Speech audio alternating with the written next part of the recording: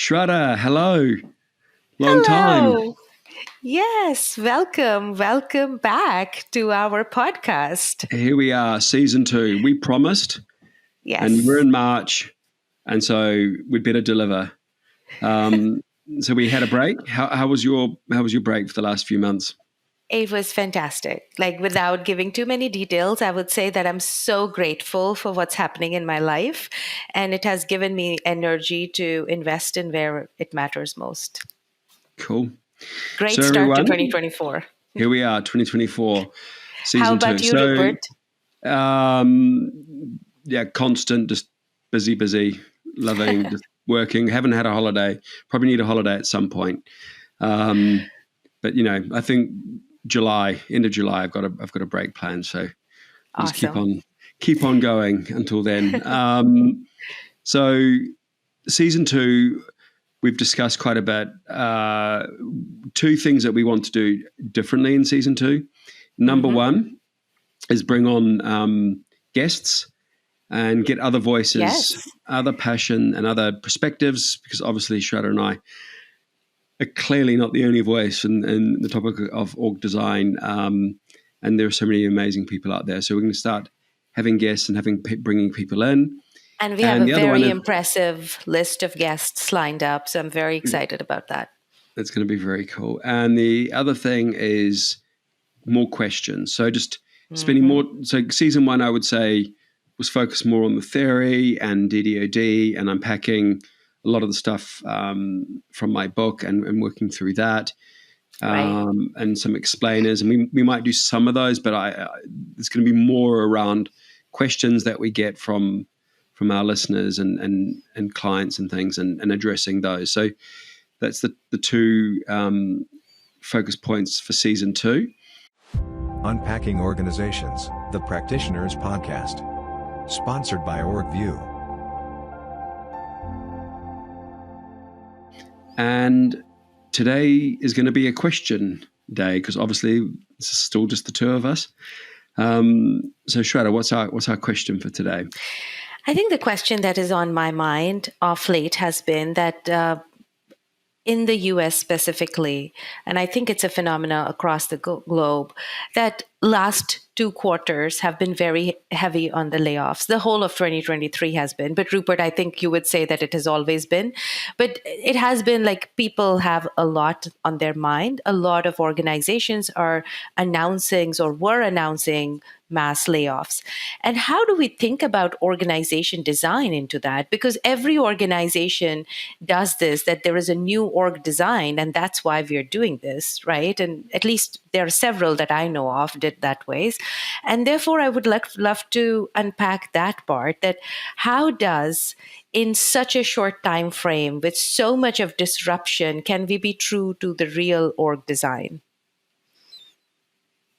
And my flippant answer is when you're going through a riff and you have a gun to your head, often you're not doing org design. More often than not. I love that. Yes. You're just, it's a form of workforce planning. You're taking positions out. And more often than not, you're taking them out in quite a crude way. There's a top-down mandate. There's a magic number here that I often like quoting, which is 20%. We need to take 20% out of these areas. Right. So you look at the areas in scope, and managers are told find the number, and then it's a process of saying, well, who stays and who goes, and how do we manage that, and doing that at speed. And the issue is because you're not doing org design is therefore getting a very bad name because it's been associated as being with RIF. And I think if you would do a survey and ask most people what is org design, explain it, they would probably explain riffing. And we should probably explain the term RIF because maybe not everyone understands. Yeah. So RIF is an acronym not invented by us. It stands for reduction in force. So it's reducing the number of people, and so particularly it's more of a North American term. I think I've heard it in other places, but I think it's more of a North American term. So we're going to do a riff. Here we go, another riff. And so you just try and take heads up. Yeah, and what I've also seen in the riffs is that it's like a cascade down delayering, and which is like, in every layer you have to cut down 20%, and you have to cut down the managers, and therefore you just increase the spans, reduce the layers, and that it becomes a very mathematical way of doing org design. But I don't know if we should call it an org design, or maybe it's a different category altogether of workforce management or workforce Yeah. planning. Yeah. Reactive riffing, mathematical riffing, based not looking at the work, not looking at Right. the strategy, not looking at what needs to happen, and all the other things that we talk about, and doing good design. Most of that is thrown out the window, or was never in the room in the first place. And the unfortunate thing that happens is you take out the 20%, and boom, within a year or two, it's all back. And so you end up in a 100%. Yes. constant roller coaster of riffing. You don't change the work. You don't change anything really of substance. So it all comes back. Oh my goodness. And you have to react again. And the cost of that, the amount of trust lost, the impact on culture, et cetera, is really profound. I mean, it's really destructive. And Right. it's why managers get, senior leaders get such a bad reputation, and rightfully so. Right. And so I want to get back to that point that you just made, that riffing once may be a actor of like a macroeconomic factors because of which we might have to go through it. It is never it is never what am I looking for the word, is that there is never a good excuse for it. But doing it because of macroeconomic factors or one-time activity because the business is going down can still be justifiable. I think that was the word I was looking for. Yeah. But then if you're constantly doing it again and again, that means that something is wrong in the organization. The foundation is not right, because then you're actually doing your riffs in a leaky bucket and you're not able to get the costs out in a true sense. And then you're on the treadmill, and then you're doing it for not just one cycle, but several cycles, which erodes the culture and the morale for a really, really bad way. So, what can we do in order to not go through this really long cycle? I mean, it's really, I'm going to use a metaphor because on the one hand, it's so easy. Yeah. It's so easy to say, and then clearly it's hard to do. So, Right. so if I use an analogy, it's January 1st, and we want to lose weight. So what do we do? Classic. A classic. So dry January, we don't drink. We cut our calories, we exercise, et cetera, et cetera. So we need to sleep more. So we all know the things we need to do. Take gym membership, start supplements. Yeah. So then what happens is after, a few days or weeks or maybe months, those habits we're trying to form, and I think it takes something like 66 days to create a habit. I got that from The One Thing. I read somewhere. I had heard about it 40, but now I think the days are getting longer to form a habit. Yeah. So you have to, anyway. So it's easy to say what you need to do and hard to do in practice, because you have to create discipline. And the discipline is what you do every day. So fads don't work, and so the discipline, Shradha and I would argue, is proper org design discipline that we've talked a lot about in season 1, that we've written about in DDOD, data-driven organization design. And it's just those fundamentals. And you do that, the organization, you understand the work, you understand what you're trying to achieve, you understand the strategy, you design for the strategy clearly, with case, all the things we've talked about. You won't be, the probability you end up going through this riffing roller coaster will be dramatically reduced. And people talk a lot about org health all the time. Maybe because everyone talks about AI all the time now, maybe they're not talking about org health as much as they did, say, 3-4 years ago. But this really goes to organizational health. And so often I've seen, back in the day, people say, "Oh, what's the org health?" And they say, "Oh, number of spans and layers." I'm like, really? That's really, and that's just not good enough. If you can design work that makes people motivated and aligned, and that they're driven and that they enjoy it, and that they have the competencies to be effective at doing that, and that you're going to drive a healthy organization, and one that is not constantly riffing, which, if you think of the metaphor, not constantly going on crash diets, only to binge eat again because the crash diet was so brutal we had to eat and drink again, which is maybe what a lot of us are doing in March.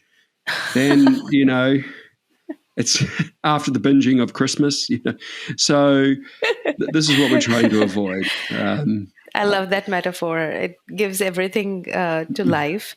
But also, I also feel that org health that you mentioned about, it's more of a systemic view of the organization, not just the structural view of the organization, which is lines and boxes, which translate into spans and layers.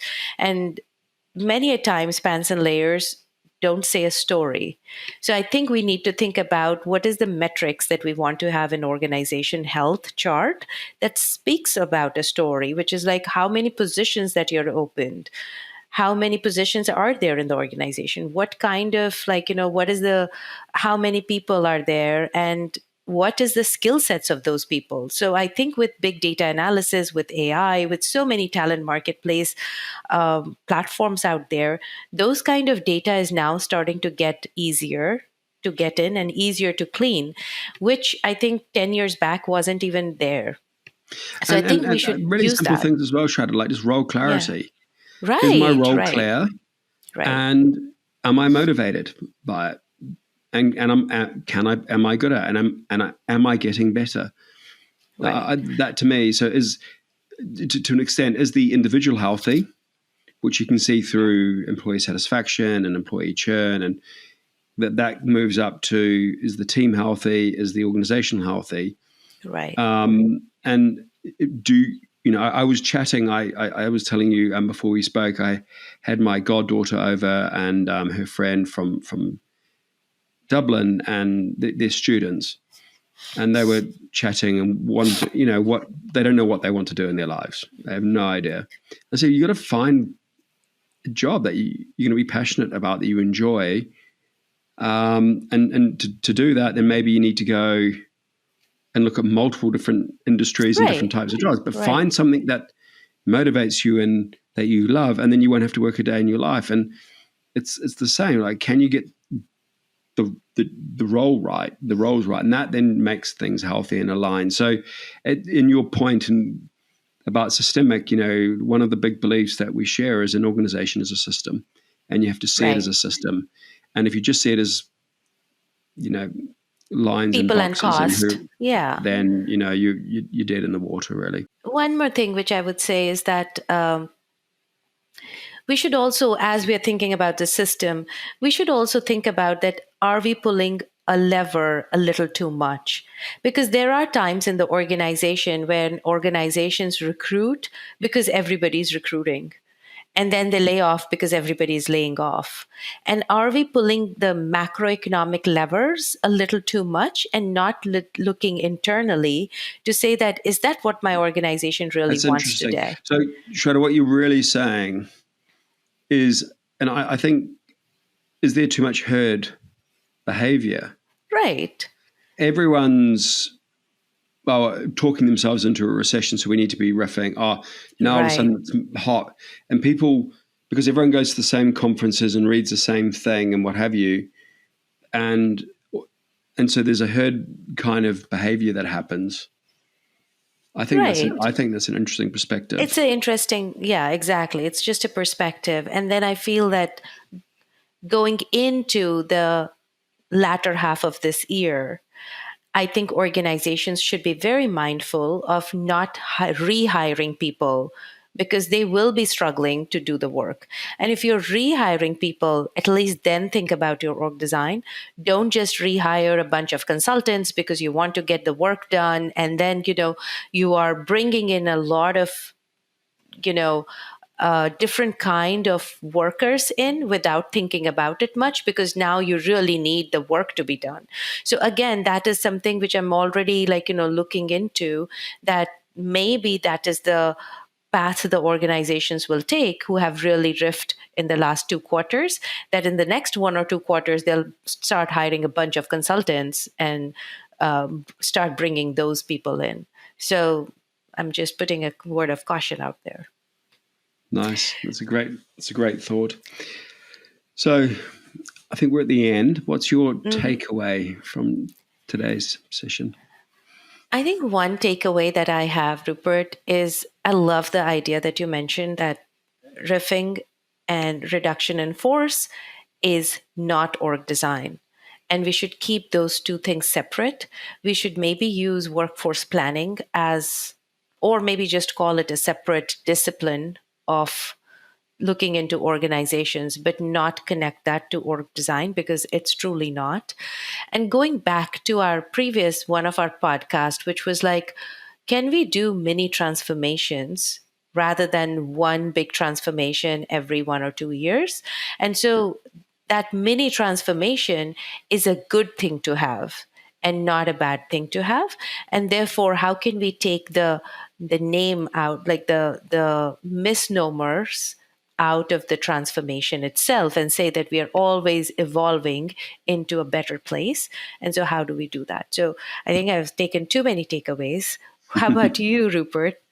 Mine is a cautionary tale reflecting on your point about herd behavior. Are you doing what you're doing because you need to? Are you doing it because you went to a conference, or you're feeling pressure from the market, and just following the business cycle and actually accentuating the business cycle? And I see a lot of people in business jumping on bandwagons all the time. And it's kind of like, you have to think for yourselves and think from first principles, and do that as much as you can all the time. So that's kind of my takeaway. Great. Thank you so much, Great. Rupert. Thank you. Always a pleasure. Until next time, everybody. Unpacking Organizations, the Practitioners Podcast. Sponsored by Orgvue.